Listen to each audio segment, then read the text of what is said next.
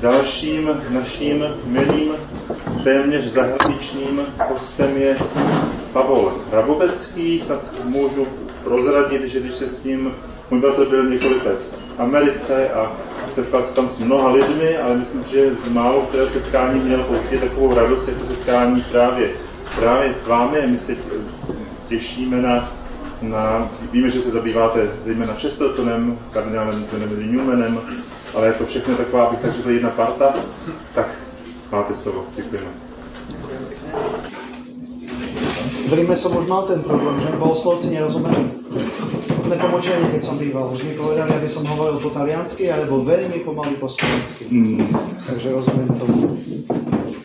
Tak s pokorou a bázňou som prijal pozvanie na toto stretnutie už pred niekoľkými rokmi, počas korony. Odtedy už mi vyšiel aj článok z tohto, čo budem rozprávať. Ale som vďačný za to, čo sme do obedu rozprávali. Som čo to pochopil o Lewisovi, aj naučil sa naozaj, lebo ako povedal Peter, tak ja som viac doma pri Chestertonovi.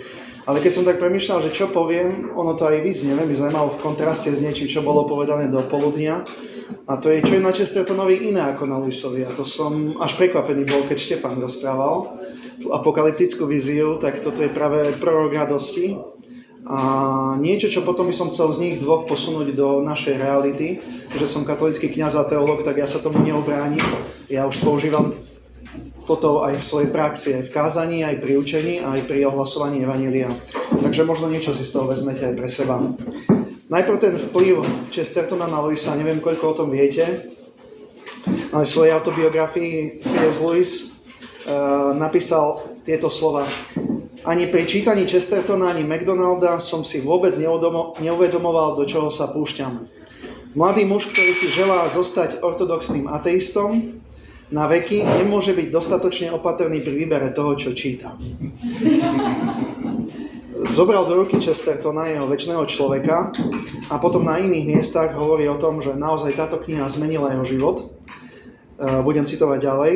Potom som si prečítal Chestertonovho večného človeka a po prvý raz v živote som uvidel obrysy celej kresťanskej histórie v takej forme, ktorá mi dávala zmysel. Nazýva dokonca Chestertona najrozumnejším človekom na svete a ešte oveľa viac. Trošku dlhší citát. Tiež nemocnica, veľmi zaujímavé miesto, kde Lewis premýšľal nad životom. Zažil som to aj ja pri svojich operáciách, zažije to každý z nás, keď sme zažili niečo ťažšie v živote. Vtedy sa premýšľa dobre. Takže Lewis hovorí tieto slova. Práve v nemocnici som po prvýkrát čítal zväzok Chestertonových esejí. Dovtedy som o ňom nikdy nepočul a nemal som ani pojatia, aké postoje zastáva. Rovnako nikdy nepochopím, ako si ma tak bleskovo dokázal podmaniť. Možno som očakával, že môj pesimizmus, môj ateizmus a nenávisť voči akémukoľvek sentimentu urobia z neho v mojich očiach najnesympatickejšieho spisovateľa na svete.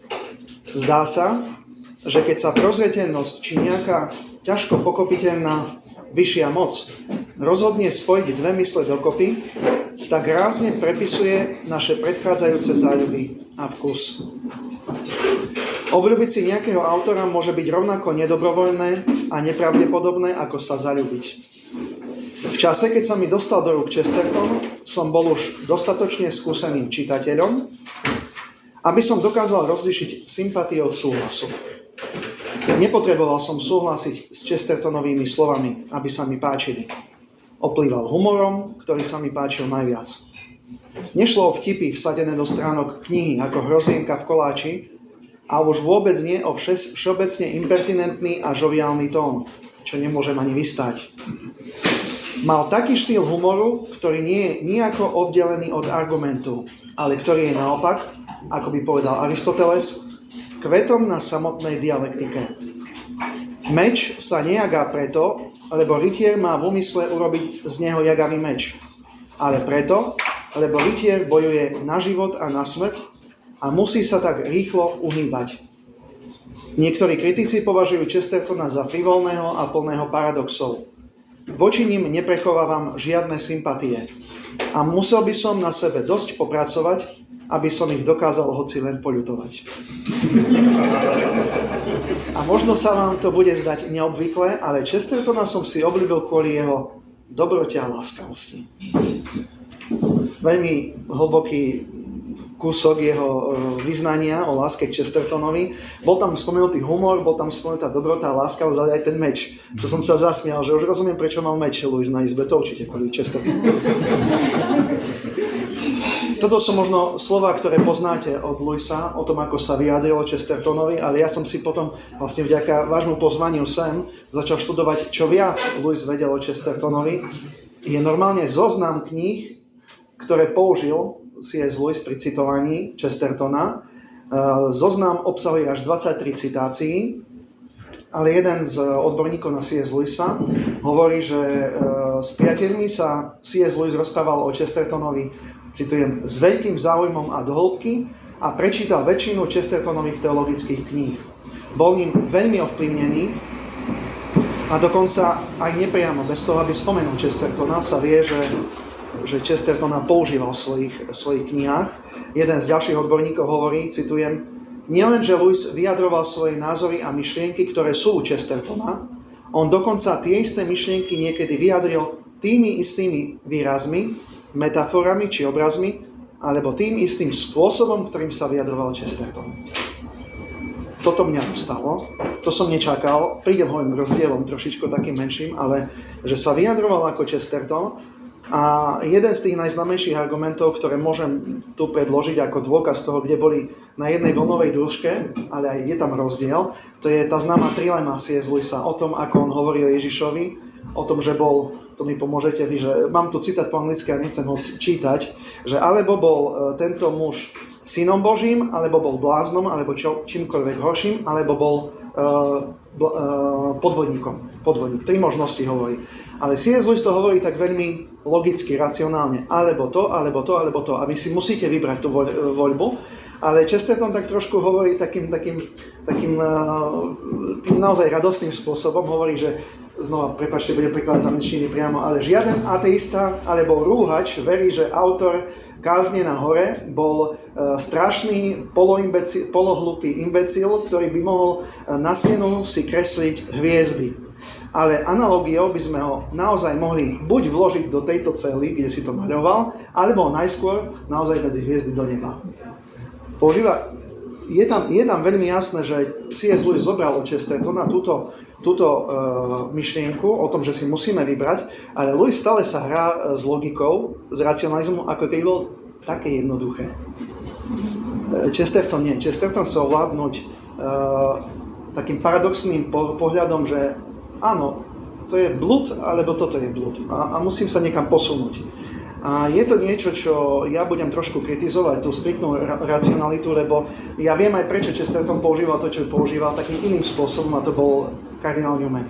Moja licenčka Spojených štátov bola o pozorovaní stopy od kardinála Newmana, Chestertonovi až potom k Tolkienovi a tak ďalej. A kardinál Newman nikdy nepovedal, že my budeme presvedčení v existenciu Boha logickými dôkazmi. Tým, že bol anglikánom, povedal, ja som sa presvedčil, kardinál Newman, že viera v Boha je vo mne nakumulovaná na základe mnohých pravdepodobností. A Chesterton toto isté napísal. Ja verím na základe takej istej akumulácie mnohých pravdepodobností, na základe akej racionálny skeptik neverí. Čiže žiadne logické dôvody tam neboli iba teda samostatne, ale čosi viac. A o tom neskôr poviem. Čo majú spoločné teda títo dvaja páni?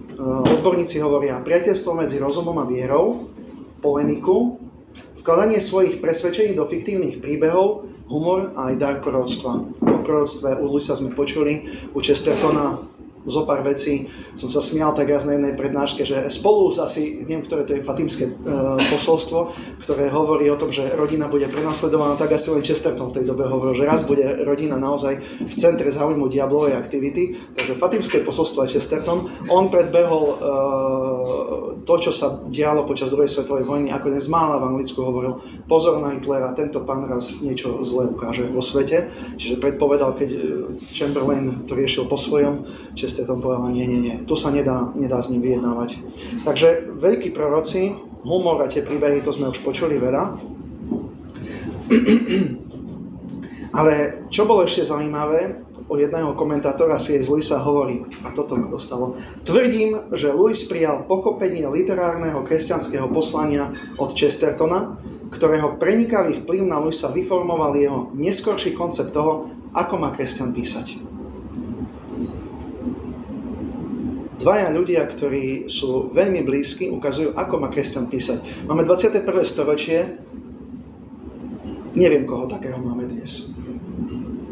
Tak, ako má kresťan písať. Dvaja ľudia, ktorí zmenili vnímanie kresťanstva v dobe, kedy kresťanstvo už bolo skoro prežitkom, a my dnes nevieme, koho takého máme. No, koho? Krifta. Krift je, áno, ale nepíše v príbehoch.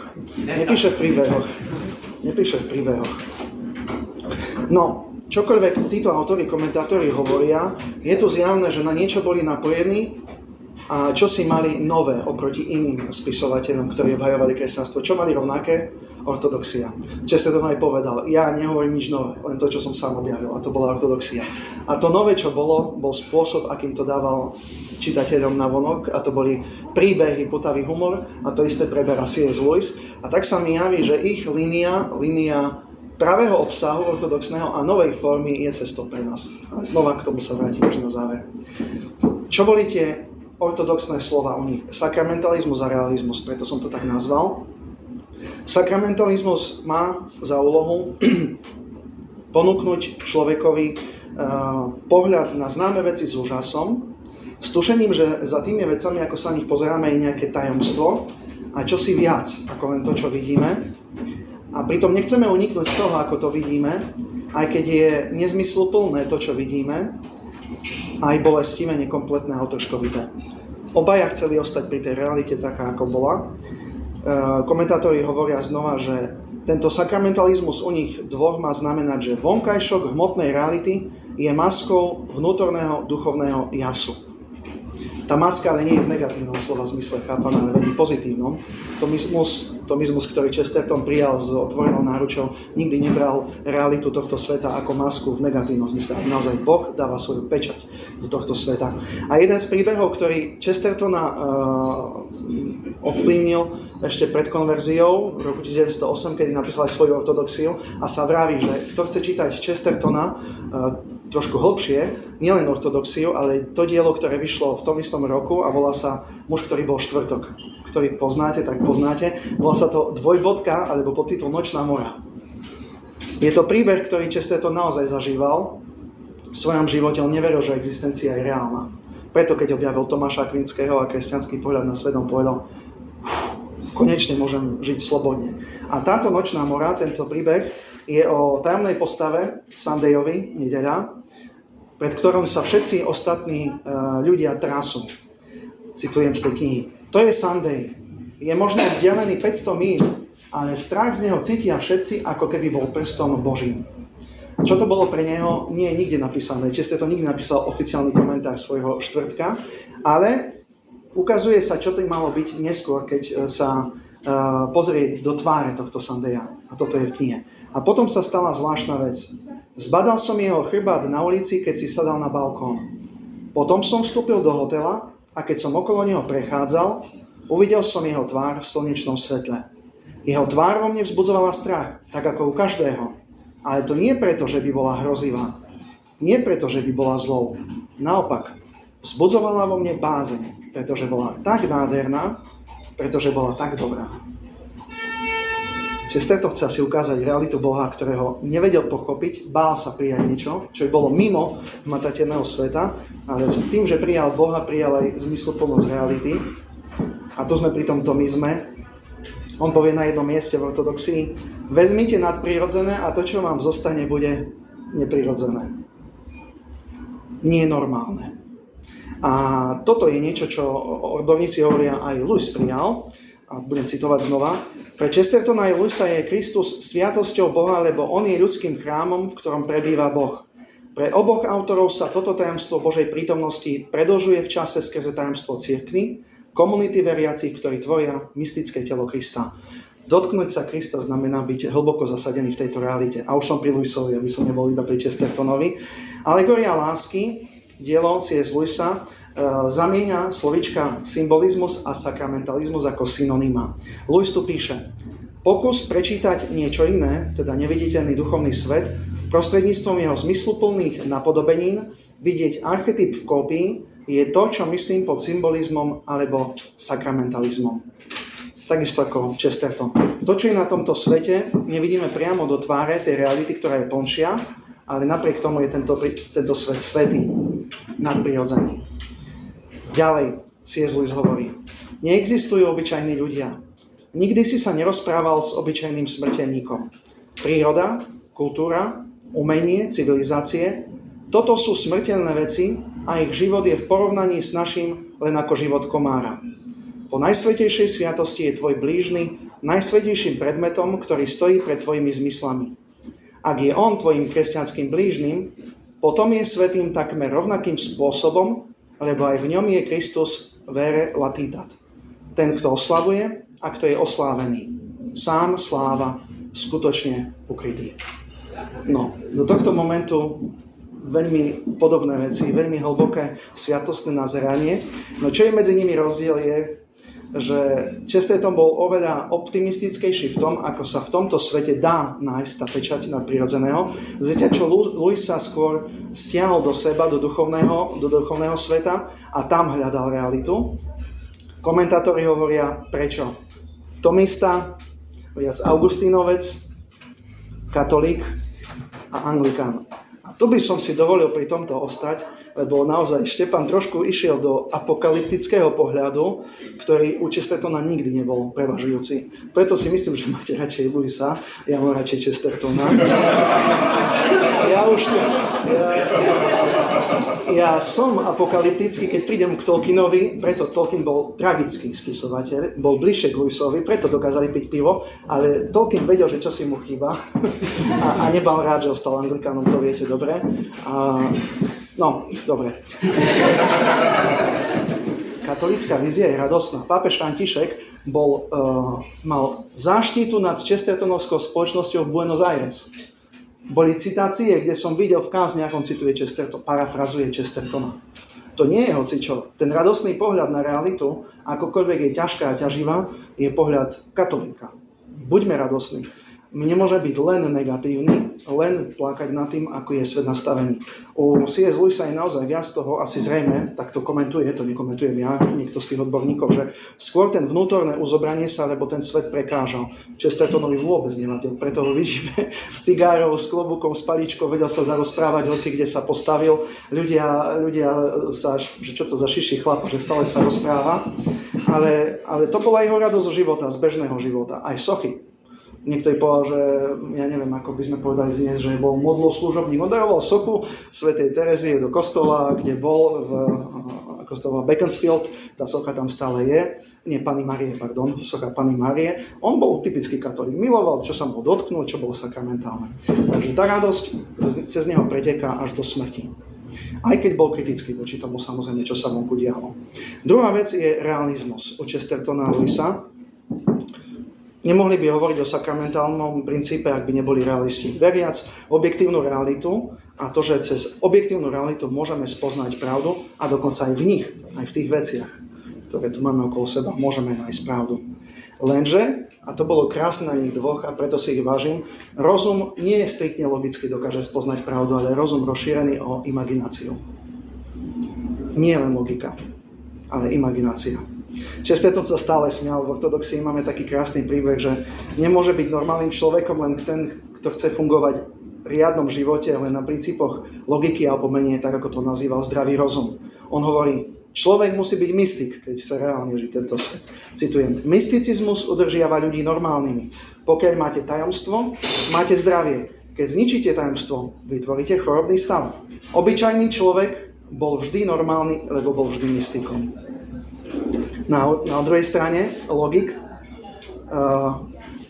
porovnanie logika a toho zdravého človeka, u neho vychádza v prospech zdravého človeka. Citujem.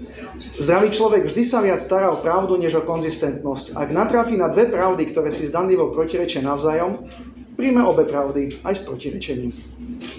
Logik by protirečenie hneď odmietol, lebo je nelogické, nekonzistentné. Lenže, znova hovorí Chesterton, logika a pravda majú v skutočnosti veľmi málo spoločného. Logika sa zaoberá iba vernosťou a presnosťou, s ktorou sa vykonáva nejaký proces. Proces, ktorý sa môže vykonať s hociakým materiálom a s hociakými predpokladmi. Pravda sa totiž podľa Chestertona dá nájsť aj bez logiky, aj inou cestou srdca. A to je, citujem, stručne povedané, môžete nájsť pravdu logicky, len ak už ste našli pravdu bez nej. Ako ale nájsť tú pravdu, ten zdravý rozum, a tento je pre ňoho naozaj stratený v 20. storočí a hovorí, treba sa k nemu vrátiť. Na mieste inom, nie v ortodoxii, píše: väčšina ľudí by sa vrátila na staré cesty viery a morálky, ak by dokázala dostatočne rozšíriť svoju myseľ. Je to najmä úzkoprsosť, ktorá ich drží v brázde odmietania. No toto rozšírenie sa môže ľahko nepochopiť, pretože myseľ sa musí rozšíriť tak, aby videla jednoduché veci, či aby videla dokonca samozrejmé veci. Na to, aby videla zjavné veci na zjavnom pozadí a obzvlášť veľké veci na veľkom pozadí, je potrebné rozšírenie imaginácie. A kto prichádza s veľkou kázňou v Regensburgu o rozšírení rozumu? Pápež Benedikt XVI. Je v taliančine knižočka, ktorá porovnáva Chestertona a Benedikta XVI. Až som sa smial na to, keď som písal prácu, dizertáciu. Benedikt XVI hovorí, rozum sa musí rozšíriť, lebo inak kaput. Imaginácia. Preto Chesterton chváli poéziu, ktorej sa venujem teraz už tak 2 roky intenzívnejšie. Poézia je normálna, lebo ľahko vpláva do nekonečného mora. Rozum chce prekročiť nekonečné more a urobiť ho konečným. Chceme urobiť tajomstvo zjavným, pochopiteľným, uchopiteľným. Básnik je pre Chestertona vzor toho, ako sa dá fungovať, ale logik, ako v ortodoxii je, chce všetko vtiahnuť do svojej hlavy a citujem, a je to jeho hlava, ktorá praskne. Chesterton na iných miestach hovorí o tom, že naozaj my sa k pravde potrebujeme dostať cez dotyk fikcie. To je jedno z takých jeho filozofickejších miest. A hovorí toto, dotyk fikcie je takmer vždy nevyhnutný pre skutočné sprostredkovanie faktu, pretože fakt po jeho prijatí nesie v sebe fragmentárnosť, ktorá je na prvé počutie mätúca a na druhé úplne oslepujúca. Fakty sa musia prinajmenšom triediť do prehľadiek a každému musí byť vrátená patričná hlava aj chvost. To je Chesterton. A teraz Lewis. Našiel som si nejaké, pre mňa absolútne neznáme dielko, esej Blue Spells and Flalan Spheres, Flalan Spheres, A Semantic Nightmare z roku 1939, kde píše aj o apologetike, ktorá síce je rozumovou obhajobou, ale najprv musí rozumu čosi predostrieť materiál, s ktorým on má následne pracovať ako so zmysluplným. A to je imaginácia. Imaginácia, ktorú C.S. Lewis nazýva orgánom významu, ktorý má prioritu pred rozumom ako prirodzeným orgánom pravdy. A samozrejme C.S. Lewis, keď rozprával o svojej vlastnej konverzii, hovorí, že jemu netrebalo nejakým spôsobom niečo veľmi pochopiť, ale sám to hovorí, pokrstiť jeho imagináciou. Pokrstenie imaginácie je to, čo urobilo zo C.S. Lewisa najprv veriacim človekom, neskôr aj kresťanom. Čiže ako keby naozaj nasledoval to, čo Chesterton hovorí celý čas. Fakty vedú nás niekam, ale čosi viac ich musí usporiadať v našom živote. Imaginácia. Ináč nič nové, to hovoril kardinál Newman pred Chestertonom a znova viem, potvrdil som to aj v práci. Chesterton vedel o Newmanovi toľko veľa, tak ho vedel citovať z hlavy, ako C.S. Lewis Chestertona, čo hovoril teraz tento pán komentátor. Takže naozaj sféra imaginácie je jedna z veľmi dôležitých, ktoré sa obávam sa strácajú v takej diskusii aj o kresťanstve a argumentoch. Stráca sa príbehovosť, možno by sme sa mali vrátiť k Biblii, o tom neskôr. Alistair McGrath v životopise C.S. Lewisa naozaj hovorí, že pri jeho konverzii išlo o zmysluplnosť kresťanstva a nie o jeho pravdivosť. Ten známy nočný rozhovor so Tolkienom a Hugom Dysonom hovorí, že on potreboval pochopiť, ako príbeh spred 2000 rokov sa má dotýkať tu a teraz, ako mýtus môže na mňa vplývať tu a dnes a byť pravdivý. Takže McGrath hovorí toto. Mýty majú prirodzenú schopnosť rozšíriť vedomie človeka a dovoliť mu presiahnuť samého seba. Tu je rozšírenie rozumu, ktoré zažil C.S. Lewis. A čo hovorí Chesterton vo svojom večnom človekovi, v svojom apologetickom diele, keď už bol sám katolíkom? Presne to isté. Kresťanstvo spája rozum a spája mýtus príbeh.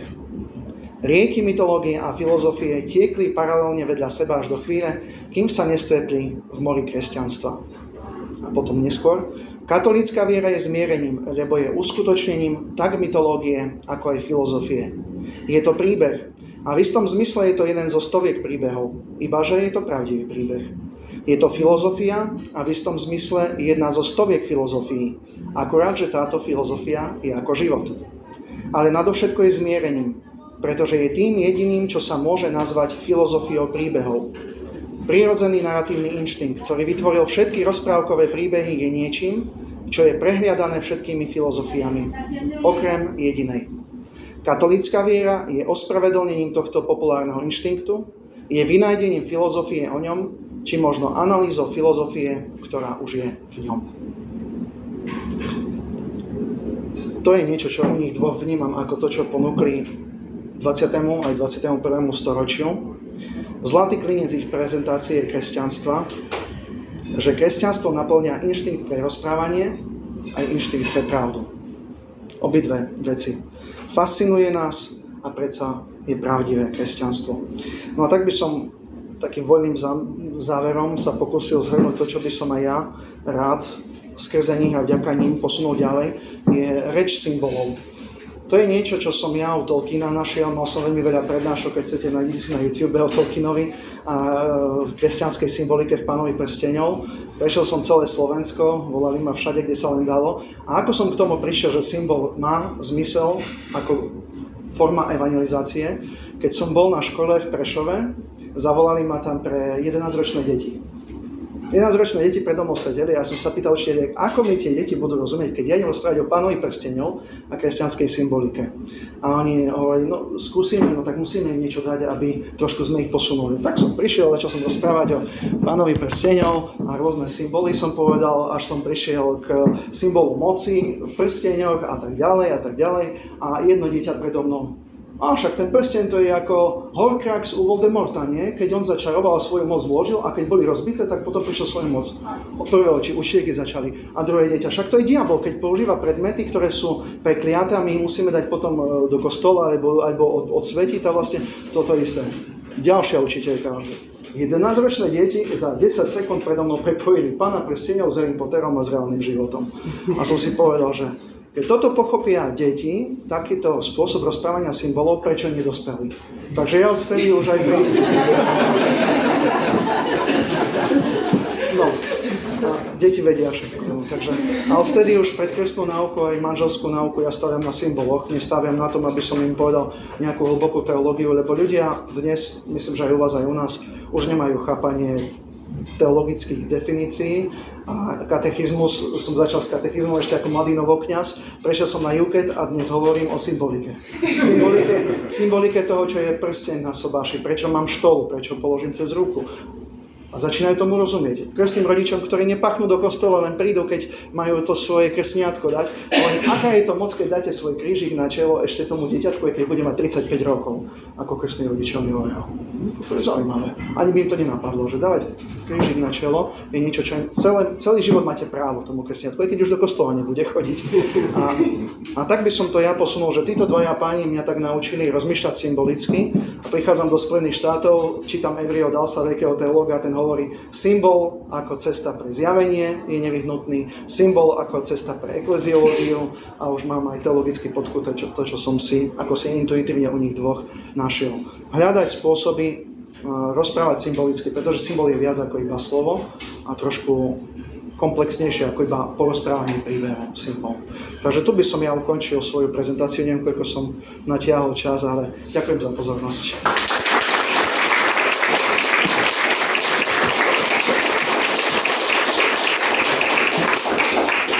Moc děkujeme.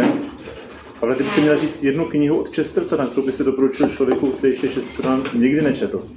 Tak ono sa vždy hovorí, že kniha, ktorú, ak máte len jednu, tak jednoznačne ortodoxia, ale ak by ste chceli začať s Chestertonom čítaním, že naozaj možno vás to zaujíme, možno nie, tak ohromné maličkosti. To je obhajoba kriedy a také, poznáte to, také milé to je. Jedno, čo som zistil, a teraz to bude trošku kritické na Chestertona, Keď som bol v Nepomučení v Ríme, sme sa bavili s kňazmi, českými, vašimi, a oni hovorili, my toho Chestertona neznášime. My milujeme C.S. Lewisa, ale Chestertona dokážeme čtiť. A ja hovorím, no a ja som tak prišiel v živote v jeden moment, že alebo jeden spôsob rozmýšľania, alebo druhý. Ono si to nejak, ja neviem, či to je správne takto povedať tu, ale vybrať si jeden taký pohľad na život. Chesterton má trošku iný pohľad ako C.S. Lewis, takže možno vám bude prekážať ani dočítať ani jednu knihu, čo nie je zlé. To nie je zlé. Aj na Slovensku som sa stretol s tým, že odporúčal som ohromné maličkosti, prečítali 2, 3 a založili Chestertona. Potom čítajte C.S. Lewisa. Ďalšie otázky?